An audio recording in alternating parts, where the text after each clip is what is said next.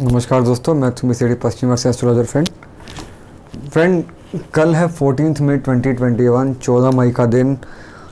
और कल एक काफ़ी इंपॉर्टेंट ट्रांजिट होने वाला है। वो ट्रांजिट होगा सूर्य का ट्रांजिट। आज हम उसके बारे में बात करेंगे। उससे पहले फ्रेंड एक छोटी सी रिक्वेस्ट है आपसे, प्लीज़ इस वीडियो को लाइक कीजिए, शेयर कीजिए और सब्सक्राइब कीजिए। और कमेंट बॉक्स में अगर कुछ कमेंट लिखना चाहते हैं तो प्लीज़ कमेंट लिखिए इस बारे में। देखिए दोस्तों, सूर्य का जो ट्रांजिट होता है वो होता है 1 महीने के लिए। हर महीने करीब 14 या 15 के आसपास सूर्य का ट्रांजिट होता है और इतना असर नहीं डालता बिकॉज छोटा छोटा ट्रांजिट 1 महीने का ट्रांजिट है। बेसिकली वो सभी ट्रांजिट जो लंबे होते हैं उनकी इंपॉर्टेंस काफ़ी ज़्यादा होती है, बजाय कि जो 1 महीने के हों या 40 दिन के ट्रांजिट होते हैं। देखिए, सूर्य का ट्रांजिट जो होगा हर 14 से 15 महीने बताया, उसको हम लोग संक्रांति कहा जाता है। जिस दिन में सूर्य चेंज होगा उसको संक्रांति कहते हैं। और मेजर जो ट्रांजिट जिस पे पूरी दुनिया की निगाहें होती हैं, जो एक बड़ा चेंज डालता है, वो बेसिकली शनि का होता है जो 2.5 साल के लगभग होता है, राहु का होता है जो 18 महीने का होता है, और जुपिटर का होता है करीब 12 महीने के आसपास का एक चेंज होता है। वो ज़्यादा इंपॉर्टेंट रहता है बनस्पति के इसके लिए। तो लेकिन ये मैं आपसे इसलिए शेयर करना चाह रहा हूँ कि बिकॉज इस बार का जो ट्रांजिट है वो काफ़ी अलग है सूर्य का ट्रांजिट। इस बार जो सूर्य का ट्रांजिट होगा वो वृषभ राशि के अंदर है 1 महीने के लिए 14 जून तक। और इम्पॉर्टेंट दोस्तों ट्रांजिट इसलिए भी हो जाता है बिकॉज इस बार जो सूर्य होगा वो राहु के साथ आ जाएगा।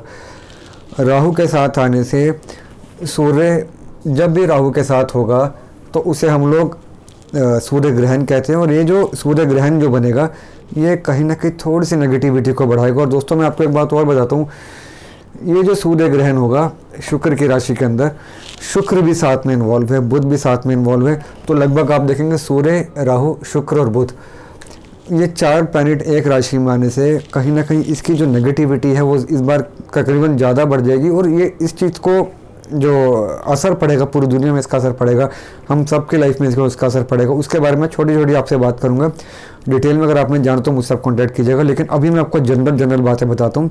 और दोस्तों एक बात बता दूँ आपको, ये जो मैं आपको बताऊँगा ये बताऊँगा आपको लगन से, यानी कि असेंडेंट से, चंद्र कुंडली से नहीं, लगन से। लगन मीन्स जो आपका फर्स्ट हाउस है, as per the first house. Because अगर हम बात करें मून लगन की, या जो जन्म लगन होता है ट्रांजिट वाला, जो असेंडेंट वाला जो लगन होता है, उसमें जो ज़्यादा इंपॉर्टेंट होता है वो लगन कुंडली मानी जाती है हमारी। बिकॉज लगन कुंडली जो होती है आपकी फिजिकल बॉडी होती है। तो जो मैं बताऊंगा आपको एज पर लगन कुंडली बताऊंगा, तो उसमें मून कुंडली का रोल नहीं होने वाला। और एक बात दोस्तों पहले वीडियो शुरू करूँ, वो सभी लोग जो सूर्य की दशा से भी निकल रहे हैं उनके लिए इंपॉर्टेंट ज़्यादा हो जाता है। बिकॉज जिनकी अगर दशा सूर्य की है, चाहे महादशा हो चाहे अंतरदशा हो, तो सूर्य की दशा वाले लोग इसमें ज़्यादा सफ़र करेंगे, ज़्यादा पॉजिटिव होगा, ज़्यादा नेगेटिव, बजाय कि बाकी लोगों से एज कंपैरिजन। दूसरी बात फ्रेंड्स, एक जनरल बात बताऊँ आपको, सूर्य हमारे हार्ट को डिनोट करता है, हमारी ब्रेन को, हमारी आइज़ को और हमारी हड्डियों को, स्केलेटन, इन सबको सूर्य डिनोट करता है। तो वो सभी लोग जो ऑलरेडी जिनको हार्ट के इश्यूज़ हैं, या जिनका कोलेस्ट्रॉल के इश्यूज़ है, जिनकी हड्डियाँ कमज़ोर हैं, या जिनको ऑलरेडी फ्रैक्चर हो चुका है, उन सब के लिए भी थोड़ा सा वीक टाइम हो जाएगा ये। उनको अपना ज़्यादा ख्याल में रखना है, उनको अपनी डाइट पे ध्यान में रखना है। जो लोग हार्ट में स्मोकिंग में अगर आप हैं, या अगर आप टोबैको में, अल्कोहल में या वाइन में, तो आपको कोशिश कीजिए कि 1 महीने के लिए परहेज़ कीजिए। बिकॉज कहीं ना कहीं प्रॉब्लम दोबारा इरप्ट हो जाती है। और अगर आपकी सूर्य की दशा भी है तो मान के चलिए प्रॉब्लम आपके लिए मल्टीप्लाई बाय 2 हो सकती है। तो वो सभी लोग जो सूर्य से भी रूल्ड आउट हैं, प्लीज़ थोड़ा ध्यान में रखिए। और जिनकी सूर्य की दशा भी चल रही है उनको तो काफ़ी ज़्यादा ध्यान में रखना पड़ेगा। तो चलिए दोस्तों शुरू करते हैं। हर राशि पे इसका, हर लगन पे इनफैक्ट इसका क्या क्या असर पड़ेगा, एक एक दो लाइन उसके बारे में डिटेल में फिर हम लोग कभी और बात करेंगे। देखिए दोस्तों, मैं शुरू करूँगा पहले एरीज लगन से। एरीज माने कि मेष। अब एरीज लगन में क्या होगा दोस्तों कि फिफ्थ हाउस का लॉर्ड सूर्य, यहाँ 5th का लॉर्ड बनता है, 2nd हाउस में आ जाएगा। 5th का लॉर्ड 2nd हाउस में। 5th जो होता है हमारी स्टमक को डिनोट करके चलता है, हमारे डाइजेशन सिस्टम को डिनोट करके चलता है, हमारे लक को डिनोट करता है। तो जब 5th का लॉर्ड 2nd हाउस में आ जाएगा तो कहीं ना कहीं वेल्थ के लिए तो अच्छा होगा, लक के लिए तो अच्छा होगा, रुपये पेमेंट्स आप कह सकते हैं, बट कहीं ना कहीं पेट की समस्या आपके लिए क्रिएट करेगा। और 5th हाउस से हम लोग हार्ट का भी देखा जाता है। तो ये खास कर वाले लोग अगर हार्ट से भी इनकी समस्या है, कोलेस्ट्रॉल की दिक्कत है, इनको अगले 1 महीने के लिए बहुत ध्यान में रखना पड़ेगा, अपनी डाइट में इंप्रूव करना पड़ेगा। तो इनके लिए प्रॉब्लम क्रिएट होगी। 2nd हाउस जैसे मैंने बताया सूर्य आंखों के लिए भी होता है, तो राइट आई में दिक्कत ना हो, अपनी आंखों का भी ध्यान में रखिए। कोविड का टाइम है तो अपनी आंखों को धोते रहिए, अपने फेस को धोते रहिए। अब मैं चलता हूँ दोस्तों वृषभ राशि पे, टॉरस। इसमें क्या होगा दोस्तों, 4th का लॉर्ड 1st हाउस में आ जाएगा। 4th का Lord 1st house, 4th house chest का होता है। तो जब यहाँ पे सूर्य बनकर 1st हाउस में आ जाएगा तो चेस्ट में कंजेशन, बिकॉज राहु ऑलरेडी है वहाँ पे, तो राहु के होने से, फोर्थ का लॉर्ड का राहु के साथ आने से कहीं ना कहीं चेस्ट में कंजेशन हो जाती है, कहीं ना कहीं लंग्स के अंदर कंजेशन हो जाती है। और मरकुरी जो साथ में है, मरकुरी तो कहीं ना कहीं ब्रीदिंग को भी डिनोट करके चल। तो आपने अपना इस कोरोना के टाइम पे अपना पूरा ध्यान में रख के चलना है। और अगर हम लोग इंडिया की बात करें, हिंदुस्तान की बात करें, हिंदुस्तान का जो लगन है वो टॉरस लगन ही है। और फर्स्ट हाउस में सूर्य के आने से कहीं ना कहीं सरकार के खिलाफ एक नेगेटिविटी बढ़ जाती है। अगले 1 महीने के लिए सेंट्रल गवर्नमेंट के लिए काफ़ी टफ टाइम होगा, मोदी जी के लिए काफ़ी टफ टाइम हो जाएगा, बिकॉज लोगों में रोष, लोगों की नेगेटिविटी वो सरकार के खिलाफ काफ़ी बढ़ जाएगी। चाहे वो कोविड को हैंडलिंग को लेकर हो, किसी भी रीज़न को लेकर, ऑक्सीजन की कमी हो, कोविड हैंडलिंग को लेकर हो, वॉट जो भी आप नोटिस भी करेंगे, जितने भी राज्य सरकार हैं वो भी सेंट्रल गवर्नमेंट के काफ़ी ज़्यादा एंटी हो जाएंगी। तो एक सरकार, सेंट्रल गवर्नमेंट को एक सलाह रहेगी, प्लीज़ इस 1 महीने अपनी पूरी जान लगा दीजिए, क्योंकि आपके खिलाफ नेगेटिविटी बढ़ेगी। सब आपके जितने भी एमपीज आप मैदान में उतरिए, लोगों की हेल्प कीजिए, वरना आपके लिए टाइम संभालना मुश्किल हो जाएगा आगे जाके। आपकी जो पॉपुलैरिटी उसमें काफ़ी डेंट पड़ेगा। ये 1 महीना काफ़ी क्रूशल है आप सभी के लिए। अच्छा, इसके बाद हम लोग आते हैं जेमिनी। अब जेमिनी में क्या होगा दोस्तों, थर्ड का लॉर्ड जो होगा वो 12th हाउस में आ जाएगा। थर्ड का लॉर्ड 12th हाउस में, थर्ड जो होता है वो होता है सिबलिंग्स का, 12th नेगेटिव हाउस। तो अगर आपके सिबलिंग्स हैं तो उनके लिए थोड़ी सी प्रॉब्लम क्रिएट हो जाएगी। 12th हाउस में उनके आने से उनको भी आप ख्याल में रखिए कि उनको कोविड की दिक्कत ना हो, उनकी हॉस्पिटलाइजेशन हो। और थर्ड हाउस हमारी ब्रीदिंग का भी होता है, हमारी इसका थायराइड की अगर आपको दिक्कत, थायराइड बढ़ने के चांस होंगे इसके अंदर, तो उसका आप ध्यान में रखिए। अब तो ट्रैवलिंग का टाइम नहीं है, अगर ट्रैवलिंग का टाइम होता, कोविड नहीं होता, तो ये आपके ट्रैवलिंग को डिनोट करके चलता था। बट थर्ड इन 12th ये कहीं ना कहीं नेगेटिविटी को कम करता है, बट सिबलिंग्स के लिए प्रॉब्लम होगी। सिबलिंग्स का पूरा ध्यान में रखिए, अपने छोटे भाई बहनों का खासकर। इसका हम बात करते हैं कैंसर यानी कर्क, सेकंड का लॉर्ड 11th हाउस में, second wealth 11th income. Normally ये जो कॉम्बिनेशन बनता है धनियों को, एक धनियों के लिए होता है, एक राजयोग को जागृत करता है, तो ये होगा। और राहु साथ में है तो अनएक्सपेक्टेड गेन्स आपको हो जाएंगे। अगर आपके ब्लॉक बिजनेस में आपकी पेमेंट ब्लॉक है तो पेमेंट कहीं ना कहीं आपकी निकल आएंगी। पर प्रॉब्लम क्या होगा दोस्तों कि सेकंड जो हाउस होता है, जो सेकंड का जब लॉर्ड बनता है सूर्य या कोई भी प्लैनेट बनेगा, तो परिवार को डिनोट करता है, कुटुंब, फैमिली को डिनोट करता है। और सेकंड का लॉर्ड जब 11th हाउस में जाएगा, राहु के साथ जाएगा, 11th हाउस डिजीज़ का होता है, तो आपकी फैमिली में किसी के साथ कोई प्रॉब्लम हो सकती है, वो अब कोविड हो या कुछ और हो, तो वो भी आपको देख कर चलना है। हालांकि पैसे की दिक्कत नहीं होगी, पैसा आएगा, लेकिन अपने परिवार में, अपनी, चाहे अगर आपकी जॉइंट फैमिली है या अगर आपकी न्यूक्लियर फैमिली भी है, तो प्लीज़ ध्यान में रखिए। टफ टाइम है, सबको घर में रखिए, पैक करके रखिए सबको घर में, बाहर अभी नहीं जाने की जरूरत तो ना चाहिए। ये कॉम्बिनेशन आपके पूरे परिवार के लिए दिक्कत क्रिएट करके चल सकता है। और दूसरा दोस्तों, सेकंड हाउस थ्रोट का भी होता है। 11th हाउस अगेन डिजीज़ का, तो थ्रोट का, थ्रोट कंजेशन, छाले की दिक्कत या कहीं ना कफ, ENT की जो बेसिकली दिक्कत होती है उसका भी आपको ध्यान में रखकर चलना है। ऑलरेडी अगर आपको ब्रीदिंग की दिक्कत है तो ये 1 महीना आपके लिए टफ हो सकता है। स्मोकिंग और टबैको से आपको दूर रहना पड़ेगा, ये एडवाइस आपके लिए। अच्छा, इसके बाद हम बात करेंगे लियो की। लियो मतलब सिंह राशि, सिंह लगन। सिंह लगन के अंदर दोस्तों क्या होगा, फर्स्ट का लॉर्ड, क्योंकि सूर्य यहाँ पे फर्स्ट हाउस का लॉर्ड बनता है, फर्स्ट का लॉर्ड 10th हाउस में। अब नॉर्मली सूर्य जैसा प्लैनेट जब फर्स्ट हाउस में अगर 10th हाउस में जाएगा तो प्रोफेशनली बड़े सारे गेम्स देके चलते हैं। ये बहुत अच्छा योग बनता है। प्रोफेशनली हो सकता है आपको दिक्कत नहीं आएगी इतनी, और जो अब तक आपका काम चल रहा था, वर्क फ्रॉम होम भी चल रहा था, वो सब चलेगा। लेकिन राहु के साथ जाने से, और यहाँ पे बुध भी है, शुक्र भी है, राहु के साथ जाने से कहीं ना कहीं आपके बॉसेस के साथ कोई ना कोई कॉन्ट्रोवर्सीज ना हो जाए, तो वो आपको ध्यान में रखकर चलना है। तो इस समय तो आपको एक ही सलाह दूंगा दोस्तों कि यस बॉस बन के आपने हर बात के लिए आपको यस करना पड़ेगा, वरना जॉब जाती हुई नज़र तो नहीं आती, बट हाँ दिक्कत थोड़ी सी हो सकती है। बिकॉज राहु जो है वो एक रिवॉर्ड क्रिएट करके चलता है, बॉस आपके एंटी हो सकते हैं, पॉलिटिक्स आपके एंटी हो सकती है, और ये जब होगा अचानक से हो जाएगा, तो उसके लिए आपको पूरा ध्यान में रखना है। ओवरऑल इतनी दिक्कत नहीं है, बट क्योंकि सन आपके फर्स्ट हाउस का लॉर्ड है, और अगर आपको हार्ट की इश्यूज़ हैं, पहले हड्डियों की दिक्कत है, कैल्शियम की दिक्कत है, ये टाइम टफ हो सकता है। सात्विकता पे आज ये सूर्य को जल्दी आपको उससे काफ़ी फर्क पड़ेगा दोस्तों। इसके बाद हम बात करते हैं वर्गो की। वर्गो यानी कन्या, 12th का लॉर्ड 9th हाउस के अंदर। 12th लॉर्ड एक काफ़ी ज़्यादा नेगेटिव हाउस है, हॉस्पिटलाइजेशन का होगा, एक्सपेंसेस का होता है, अनवांटेड एक्सपेंसेस का। 9th हाउस फादर का होता है, तो फादर के लिए कोई दिक्कत ना आ जाए। तो कन्या लगन के जो लोग हैं, और देखिए कन्या लगन का तो जो लॉर्ड भी है वो भी बुध ही बनता है। ना सिर्फ बुध राहु के साथ है, बल्कि सूर्य भी राहु के साथ आने से 12th जो है अनवांटेड एक्सपेंसेस बढ़ जाएंगे। और अब तो मैं आपको एक छोटी सी सलाह दूंगा, अगर कोई आप एक्सपेंशन करना चाह रहे थे या कुछ खरीदना चाह रहे थे और अवॉइडेबल अगर आपका एक्सपेंस है तो उसको अवॉइड कीजिए। अपने एक्सपेंसेस को कहीं ना कहीं रोकिए, सेविंग पे ध्यान दीजिए। बिकॉज ऐसा लगता है घर में किसी फादरली फिगर को, अगर आपके फादर नहीं भी हैं, आपका चाचा जी, ताया जी या फादरली फिगर जो भी है, तो उनके लिए प्रॉब्लम क्रिएट हो सकती है। तो घर में बड़े बुजुर्गों का ध्यान में कीजिए, उन पे मुझे एक्सपेंसेस होने की नज़र आ रही है। और 9th हाउस होता है हमारी लोअर बैक का। अगर आपको सर्वाइकल की दिक्कत दिक्कत है तो उससे को भी हो सकता है आपको दिक्कत आए। तो एक पोस्चर में नहीं बैठना, आपने अपनी पीठ को आपने थोड़ा सा रिलैक्सेशन करके चलना, थोड़ी थोड़ी वॉक कीजिए, वरना लोअर बैक में दिक्कत आ सकती है दोस्तों। इसके बाद हम बात करते हैं तुला की। तुला यानी कि लिब्रा। लिब्रा दोस्तों सूर्य की नीच की राशि होती है। तो लिब्रा के लिए क्या होगा, 11th income allot 8th house के अंदर। 11th कलॉट जब 8th हाउस में जाकर डिप करेगा तो इनकम में थोड़ा सा डेंट पड़ता है, बिकॉज और सूर्य तो लिब्रा के लिए है भी नीच राशि का लॉर्ड है।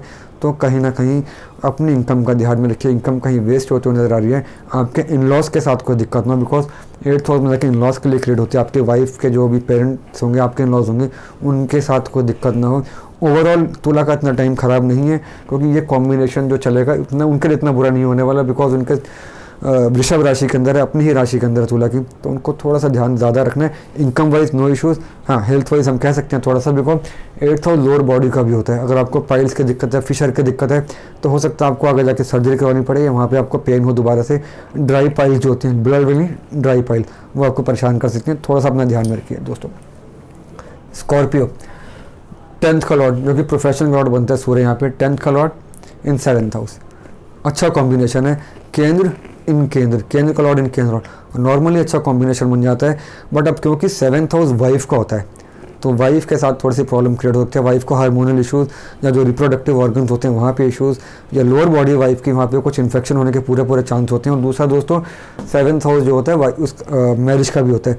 तो हो सकता है मैरिज में आपकी थोड़ी सी खटपट हो या थोड़ी सी आपके बीच में इंडिफरेंस हो। अगर कुछ भी ऐसा हो तो प्लीज़ उसको टालिए, उसको बढ़ाइएगा नहीं। अगर इस समय बढ़े तो आगे संभालनी मुश्किल हो जाएगी। अगर वाइफ के साथ कोई प्रॉब्लम है तो आप चुप करिए। आपके साथ कोई दिक्कत है, आपके पार्टनर का थोड़ा सा है कि वो ध्यान में रखें। और अगर आपका पार्टनरशिप में बिजनेस है तो आप यहाँ पे आके आपको थोड़ी सी प्रॉब्लम हो सकती है। अगर आप स्कॉर्पियन है तो पार्टनरशिप पे दिक्कत आपको हो सकती है। 10th हाउस जो होता है दोस्तों वो रेपुटेशन का भी होता है, लीगल का भी होता है। और 7th हाउस में जब आएगा और 1st हाउस को देखेगा तो लीगल इश्यूज़ ना हो। तो अगर आप टैक्सेशन वगैरह टैक्स भरते हैं तो प्लीज़ कोशिश कीजिए कि कहीं कोई दिक्कत ना हो आपके साथ, वो सब चीज़ें ठीक हो, कोई गड़बड़ी आप ना करिए, करप्शन का चार्जेस आप पे लगे, कोई ब्लेम ना लगे। तो सावधानी का टाइम है आपके लिए काफ़ी ज़्यादा। इसके बाद हम बात करेंगे सेजिटेरियस यानी कि धनु। धनु लगन में दोस्तों 9th का लॉर्ड 6th हाउस में जाएगा। 9th फादर का होता है, लक का होता है। 6th हाउस डेट्स का, दुश्मनों का।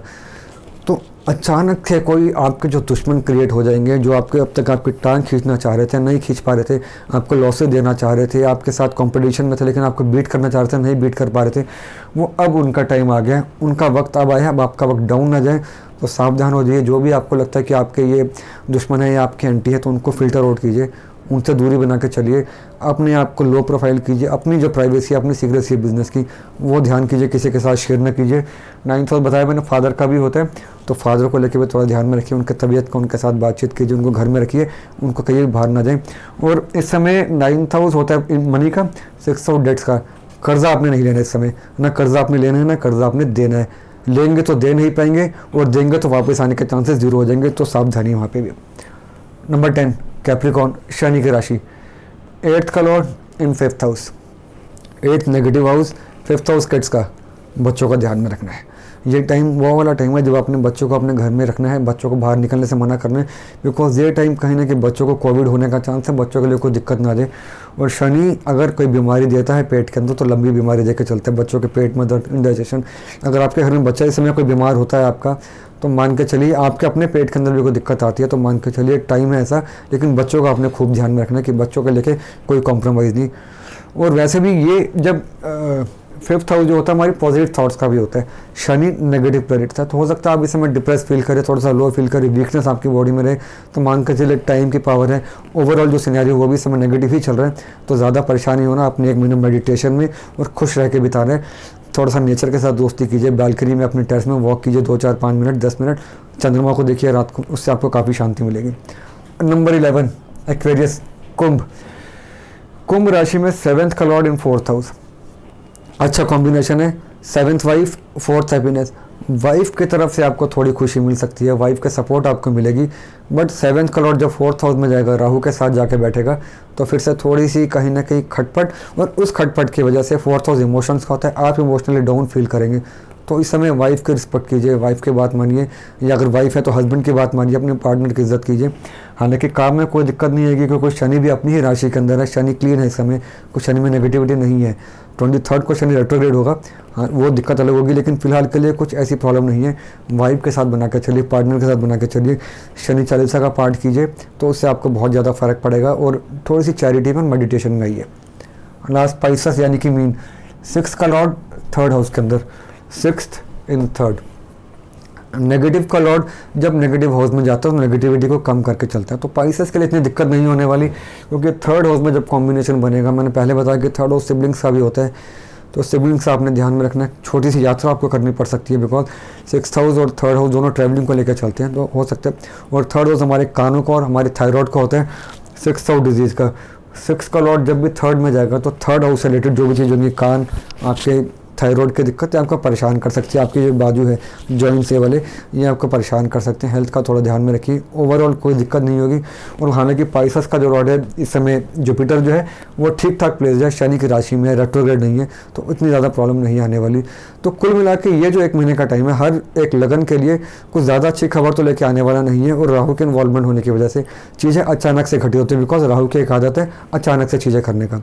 और एक बात बताना भूल गए दोस्तों, जिनका भी 5th हाउस और 9th हाउस में कॉम्बिनेशन बन रहा है, वो ज़रा कृपा करके सट्टे से दूर रहे, यानी कि शेयर मार्केट से दूर रहे, बिकॉज स्पेकुलेशन में समय नुकसान मिल सकता है। राहु नुकसान देगा, अचानक से नुकसान देगा। अगर आपने शेयर मार्केट में इन्वेस्ट करना भी है तो लंबे टाइम के लिए कीजिए, शॉर्ट टर्म इन्वेस्टमेंट इस समय आपके लिए लॉसेज लेकर आएगी। तो दोस्तों ये था कुछ एक लेखा जोखा, और इन सब के लिए कॉमन हम काम कर सकते हैं, सूर्य को जल दे सकते हैं, रोज़ सुबह उठ के सूर्य को जल दीजिए। और संडे अगर हो सके तो गेहूं का या अनार का आप दान करें, उससे काफ़ी ज़्यादा फर्क पड़ेगा। मैंने आपको पहले बताया, अपने हार्ट का आपने अपना पूरा ध्यान में रखना, सात्विकता पे आपने आना है। और इस 1 महीने के लिए घर में पैक होकर रहिए, बिकॉज ओवरऑल भी टाइम हम लोग देखें तो टाइम ज़्यादा अच्छा नहीं है। हिंदुस्तान के लिए मैंने बताया कि केंद्र सरकार को चाहिए इस समय बिल्कुल बाहर निकल के, जहाँ पे भी कुछ कमी है सरकार स्टेट गवर्नमेंट के साथ तालमेल बना के चले, वरना इस समय जो टाइम आएगा उस समय जनता और पब्लिक सेंट्रल गवर्नमेंट के काफ़ी ज़्यादा एंटी हो जाएगी। अगर सरकार चाहे तो ग्राउंड पे आके देखेगी भी तो लोग इतने फेवर में नहीं है जो मोदी जी के पहले हुआ करते थे। और अब चाहिए मोदी जी को हाथ जोड़ के एक छोटी सी रिक्वेस्ट है, प्लीज़ आप आगे आइए, बीइंग द गार्डियन सबको साथ लेकर चलिए, जनता को विश्वास दिलाइए कि सरकार आपके साथ, और हम इस टफ टाइम से निकल जाएंगे लड़के। थोड़ा सा आप कॉन्फिडेंस में लेकर चलिए, नहीं तो ये 1 महीना, जैसे मैंने मोदी जी की कुंडली भी अलग से देख के बताया था कि उनके लिए अगला 1 साल जो है काफ़ी वीक होने वाले हैं, और ये जो 1 महीने उनके वीकनेस की स्टार्टिंग वाला टाइम है। समझ लेंगे मोदी जी तो अच्छा होगा उनके लिए, वरना प्रॉब्लम मल्टीप्लाई हो जाएगी। तो दोस्तों ये था एक लेखा जोखा। अब इसके बाद 23 मई को शनि रेट्रोग्रेड हो जाएगा, और शायद 2021 का ये सबसे बड़ा एक नेगेटिव चेंज होगा। उसके लिए मैं आपसे डिटेल में बात करूँगा, और अगली वीडियो में मैं आपसे, जैसे लोग मुझे कहते हैं कोरोना के बारे में बात कीजिए, मेरी पिछली वीडियो सभी ने देखी, तो अगली वीडियो में कोरोना के बारे में बात करता हूँ। जैसे मैंने आपको लास्ट टाइम अपने एक वीडियो में बताया था, अप्रैल की वीडियो में बताया था, सॉरी मार्च की वीडियो में मैंने आपको बताया था कि मिड अप्रैल के आसपास कई स्टेट्स एक वहाँ से कर्व डाउन होना शुरू हो जाएगा, प्लेटू कर लेंगे, कई वहाँ पे पीक आ जाएगा। तो अब दिल्ली में, महाराष्ट्र में या यूपी के अंदर हम लोगों ने देखा केसेस नीचे आना शुरू हुए, तो ये पीक आगे चलेगा या नहीं चलेगा वो फिर हम देखते हैं अगली वीडियो में। और कब तक हमें कोरोना से पूरी मुक्ति मिल जाएगी, मेरे पास का क्लियर कट आंसर है, वो मैं आपसे डिस्कस करूँगा। और बड़े विश्वास से कहता हूँ दोस्तों, जो कहूँगा वर्ड टू वर्ड वैसा ही होगा। और तब तक देखते हैं दोस्तों आगे क्या होता है। आज के लिए दोस्तों इतना ही, प्लीज़ वीडियो को लाइक और शेयर कीजिए। आज के लिए दोस्तों इतने, जय माता दी दोस्तों।